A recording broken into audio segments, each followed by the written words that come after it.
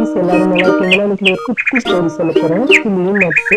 ஒரு அழகான காட்டுல ஒரு மரம் இருந்துச்சு. அந்த மரத்துல ரொம்ப காலமா ஒரு கிளி வாழ்ந்து கொண்டிருந்துச்சு. ஒரு நாள் அந்த மரத்துக்கடியில ஒரு மான் புல் மேய்வதற்காக மேய்ந்து கொண்டிருந்தது. அந்த வழியே வந்த ஒரு வேடன் அந்த மானை பார்த்ததும் அதை வேட்டையாடுவதற்காக வச்சிருந்த மருந்து தடவிய அந்த மானின் மீது வீசினான். ஆனால் மான் குறி தவறி தப்பி ஓடியது.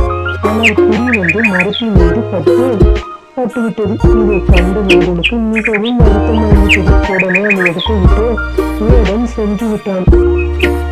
சிறிது காலம் செல்ல மரம் வாடத் தொடங்கியது. சிறிது காலம் சென்றதும் முழுமையாக மரம் வாடிவிட்டன. இருந்தும் அந்த கிளி அந்த மரத்தை விட்டு செல்லாமல் அந்த மரத்திலேயே வாழ்ந்து கொண்டிருந்தது.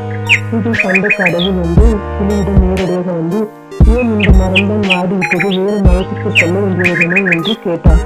அதற்கு கிளி சொன்னது, நான் என் சிறு வயது முதல் இந்த மரத்தில் தான் வாழ்ந்து கொண்டிருக்கிறேன்.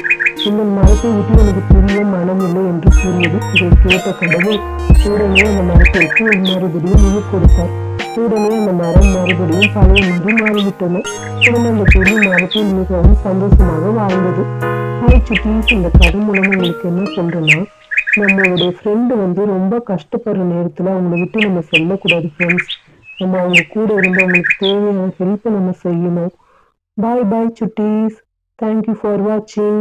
இந்த வீடியோ உங்களுக்கு பிடிச்சிருக்கா? இந்த வீடியோ உங்களுக்கு பிடிச்சிருந்தா லைக் பண்ணுங்க, சப்ஸ்கிரைப் பண்ணுங்க. பாய் பாய்.